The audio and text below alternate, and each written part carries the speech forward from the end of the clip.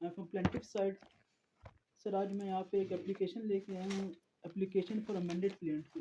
जी जी sir इसके facts पे आए तो फैक्ट्स में ये है कि पैरा नंबर 17 लाइन नंबर 2 में आप आ जाएं प्लेंट की। जी। किस पेज पे है जी ये? सर ये para number 17 line number 2। Page कौन सा है वकील सर मैं साहब? पेज आपको, सर ये पेज नंबर है जी 8 पे। Page number 8। ठीक है। पैरा नंबर 17 क्या है जी? पढ़ें para line 2। 17। Sir, para number 17 है कि that the value of suit for the purpose of court fee and jurisdiction is fixed for 1 lakh. However, the plaintiff, sir ये relevant ही part है इसमें जो ठीक है highlighted मैंने किया हुआ है। जी जी। सर इसमें issue ये है कि जो हमारी court fee पूरा पढ़ें, suit, पूरा पढ़ें। क्या sir, है? however, the the plaintiff. plaintiff is ready to affix the appropriate court fee if any according to order of the honorable court. जी ठीक है।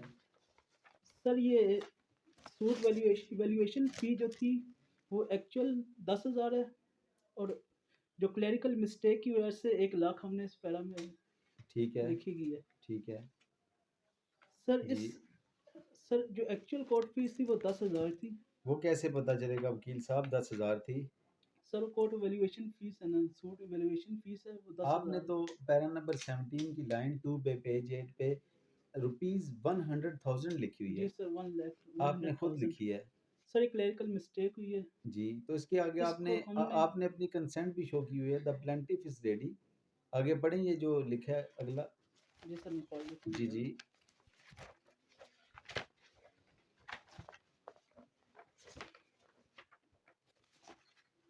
वकील साहब ये फ्लैग आपने लगाए हुए हैं, इसीलिए लगाए हैं ना? जो सर वो अम्प्यूड मैं वो अम्प्यूड पैरा होता है जी सर मैं उस पे फ्लैग लगाया करें, और फ्लैग लगा के। सर ये लगा जी जी फ्लैग। बताएं।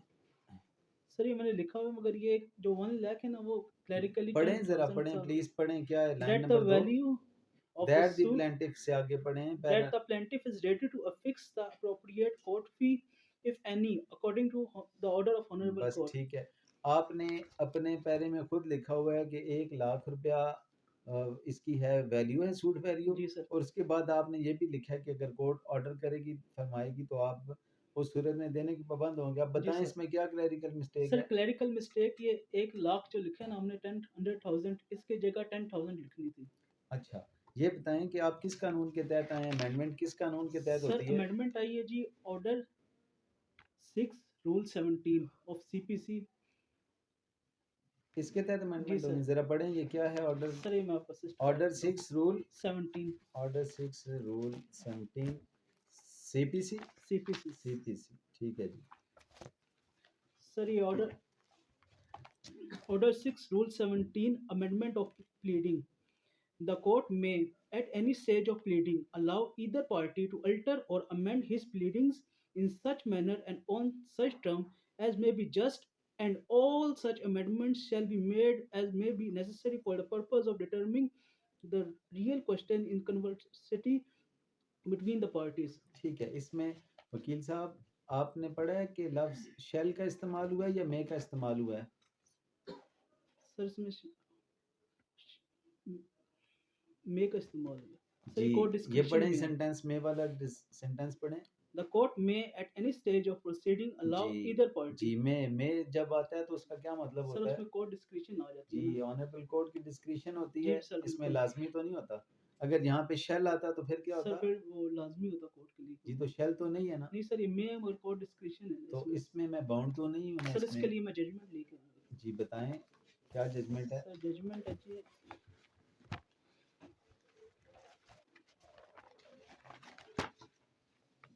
सर जजमेंट है 2022 CLC 2022 CLC 344 CLC Sindh 344 Sindh. Sindh. जी सर।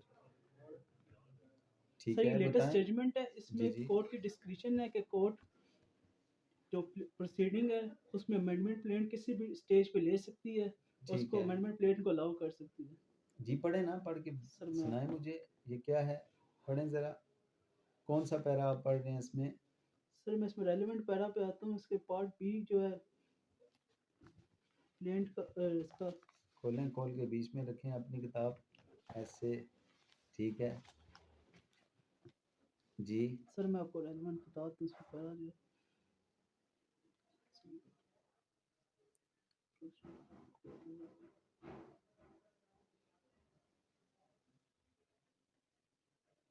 वकील साहब इतना सर टाइम मैं किताब पढ़ें। सर मैं पढ़ रहा हूँ, मैं वो आपको रेलिवेंट पैरा बताऊंगा जी इसी वजह से मैं ढूंढ रहा हूँ।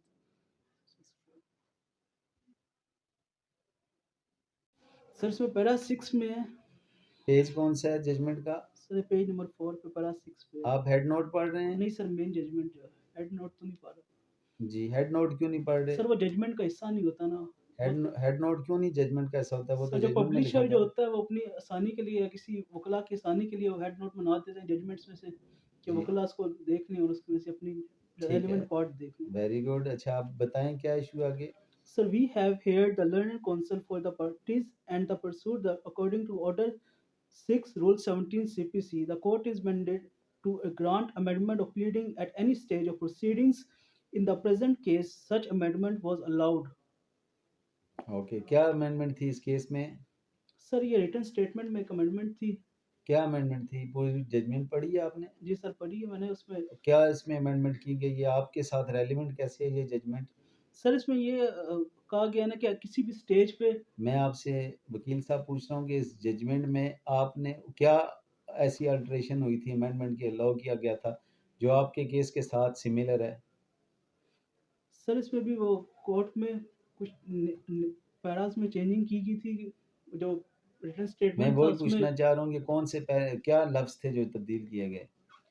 सर इसमें वो सिंध गवर्नमेंट का एक केस था, सिंध गवर्नमेंट के बिहाफ वकील पे। साहब मैं सिर्फ ये पूछ रहा हूँ कि वहाँ पे क्या क्या सिमिलरिटी है इसकी आपके साथ? सर इसमें सिमिलरिटी यही है ना कि जो रिटन स्टेटमेंट था उसमें जो पैरा चेंज किया गया था। और चलें वकील साहब, आप जजमेंट जब भी पढ़ा करें तो पूरी जजमेंट पढ़ा करें जी सर ताकि उसको जरूर। रेलिवेंट उसे कोट किया करें।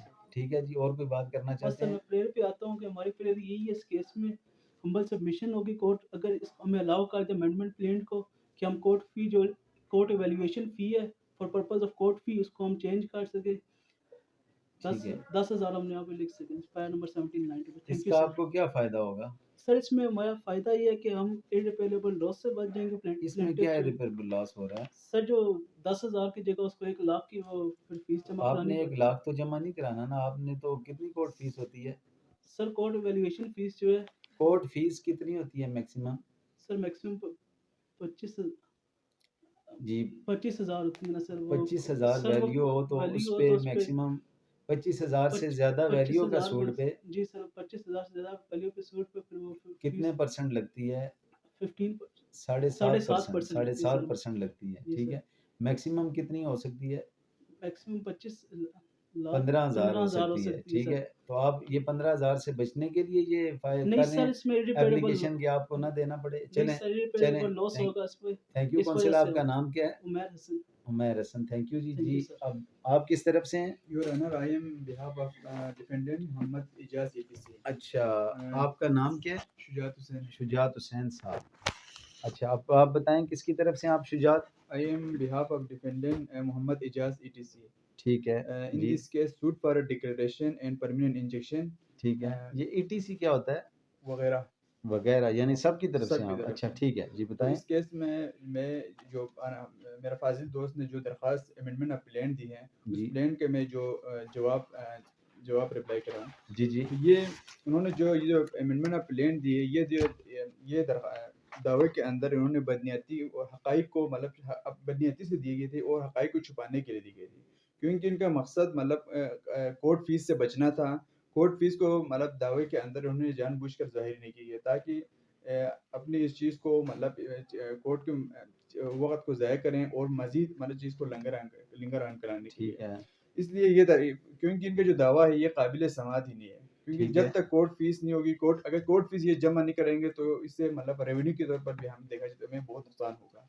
ठीक है। इस इसमें ये है कि ये बताएं कि क्या ये ऐसा नहीं है कि कोर्ट फीस का जो मैटर है वो मैटर जो है वो कोर्ट और क्लाइंट के दरमियान, प्लेंटिफ के दरमियान होता है, इससे डिफेंडेंट का तो कोई लेना देना नहीं होता? क्या ऐसा नहीं है? योर ऑनर, बेसिकली जब दावा दायर करते हैं तो दावे में जब आप दूसरी पार्टी को नोटिस वगैरह होते हैं तो इससे मतलब दूसरे पार्टी को भी काफ़ी टाइम जब वो कोर्ट फीस जमा नहीं कराते हैं दूसरी पार्टी को, इससे भी काफ़ी नुकसान होते हैं, क्योंकि बर वक्त कोर्ट फीस जमा नहीं करने से दूसरे पार्टी भी इस वजह से मेंटली तौर पर डिस्टर्ब रहती है। दूसरे से क्या होता है इसमें? इससे तो आपका कोई नहीं, अगर सपोज़ मैं अलाउ कर देता हूँ इसमें, आपका तो कोई नुकसान नहीं है। क्यों? क्योंकि इनका जो दावा है यूराना, इनका जो दावा है ये काबिल समाअत ही नहीं है, क्योंकि ये अपने बताएँ। जो दावे के अंदर अभी ये फाजिल चलें वो दोस्त तो एक अलग बात है, अभी तो इस पे बात हो रही है ना सिर्फ़ कोर्ट फ़ीस की हद तक। मुझे ये बताएँ कि इससे किस सूरत में अमेंडमेंट की इजाज़त नहीं दी जा सकती? सर क्योंकि जो अमेंडमेंट ऑफ प्लान का जो रूल अंडर सिक्स रूल 17 के अंदर जो ला वाज़ेह तौर पर बताया गया है कि ये कोर्ट की डिस्क्रेशन होती है ठीक कि है। कौन की डिस्क्रेशन होती है। कोर्ट चाहें तो मतलब ये हमारी तरफ से ये ठीक है, सबमिशन डिस्क्रिशन है तभी तो कह रहा हूँ, वहाँ शैल का नहीं मे का लफ्ज़ यूज़ हुआ है। इसीलिए कह रहा हूँ तो कोर्ट अपनी डिस्क्रिशन क्यों इस्तेमाल ना करे इस केस में? इसमें किस सूरत में सीपीसी में बताया गया कि कोर्ट फ़ीस अगर ना लगे तो वो किस सूरत में बताया गया कि अमेंडमेंट कोर्ट नहीं कर सकती? ये मुझे असिस्ट कर दें जब प्लीज़। कोर्ट फीस प्रॉपर तरीके से मतलब कोर्ट के अंदर सबमिट नहीं होगी तो इस वजह से क्योंकि दावा आगे मजीद वकील परस्यू नहीं साहब कर क्या मुझे सिर्फ़ यही है ना कि अगर नेचर ऑफ सूट चेंज हो सकते। जाए। नेचर ऑफ सूट बिल्कुल चेंज हो जाती है और इससे मतलब जो दावे की असली जो रूह है वो खत्म हो जाती है। जी, इससे असल रूह कैसे खत्म? नेचर ऑफ इससे मैं अगर अलाउ कर देता हूँ तो किस कैसे दावे की क्योंकि नेचर इन्होंने चेंज हो अपने जो जाएगी? पैरा नंबर इसी के अंदर इन्होंने खुद इसको गलत बयान पैरे में अंदर खुद जो इनके प्लेन के अंदर उन्होंने बयान किया गया कि इतना कोर्ट फीस बनती है आप क्योंकि आप मुझे बताएँ कि क्या इससे कोई नेचर चेंज हो रही है तो वो बता दें कि क्योंकि सूट की नेचर कैसे चेंज होगी? जब दवा आप फाइल करते हैं उससे पहले मतलब चीज़ों को जो दावे के प्लान की जो रिक्वायरमेंट है इस रिक्वायरमेंट के ऊपर ना उतरते हो तो उसकी इससे बिल्कुल इसकी नेचर चेंज हो जाती है। इसलिए सबसे पहले हमें इस चीज़ को मतलब मद्देनज़र रखकर इसको फाइल करनी चाहिए। ठीक है, आप इसमें कोई रेलेवेंट लॉ लाए हैं? रेलेवेंट ला इंशाल्लाह सर मैं असिस्ट कर दूँगा ऑनरेबल कोर्ट को और जी, मेरी कब हम्बल असिस्ट करेंगे? जजमेंट क्यों नहीं लाए साथ आप? सर जजमेंट के साथ इंशाल्लाह मैं इमला के साथ इंशाल्लाह प्रॉपर तरीके से कोर्ट को असिस्ट करूँगा और मेरी इसमें हम्बल सबमिशन है कि इनके जो दावे हैं इनके जो सब एप्लीकेशन है इसको मतलब खारिज किए जाएँ और मुझे मज़ीद इनको मतलब दावे को ससूट करने की मतलब आगे फाइल प्रोसेस करने की इजाज़त ना दी है। मेरी ठीक है जी। सर इसमें एक और मैं बात करना चाहता हूँ। जी, इसमें सूट इवैल्यूएशन फीस है और जी, जी। पर्पस ऑफ कोर्ट फीस का हमने नहीं कहा, सूट इवैल्यूएशन फीस का हम बात कर रहे हैं। उससे ना सूट का नेचर चेंज होगा, ना उससे सूट का कैरेक्टर चेंज होगा। ठीक है। ठीक है जी। Thank thank you you very sir. Much. Sir ये एक और बात इन्होंने जो मेरे फाजिल दोस्त ने जो साइटेशन का रेफरेंस दिया गया है उसमें रिटन स्टेटमेंट का जिक्र है। इन्होंने दावा किया प्लेन का जिक्र नहीं है उसके अंदर रिटन स्टेटमेंट का जिक्र है तो जो इसलिए बर वक्त कोर्ट के मजीद टाइम को ज़ाया नहीं किया और ऑनरेबल कोर्ट से मेरी रिक्वेस्ट है कि इसको जल्द जल्द इसको ठीक है, ठीक है वकील साहब, एप्लीकेशन तो वो इसमें लफ्ज़ हुआ है ना and any at any stage pleading में कर सकती है। तो प्लीडिंग की डेफिनेशन पढ़ें तो pleading plain plus written statement होता है। इसी जो ऑर्डर 6 रूल 17 के में है। तो एट एट एनी स्टेज है ना? तो सर एट एंड देखिए at any stage of suit है। उसके बाद दूसरा वो क्या कहते हैं कि इन द प्लीडिंग कोर्ट में अलाउ इन द प्लीडिंग है, अमेंडमेंट इन द प्लीडिंग है। तो प्लीडिंग क्या होती है? प्लीडिंग को डेफिनेशन पढ़ें तो वो सूट प्लस रिटन स्टेटमेंट होता है। ठीक है जी। Thank you very much, thank very you sir. Good. Thank you.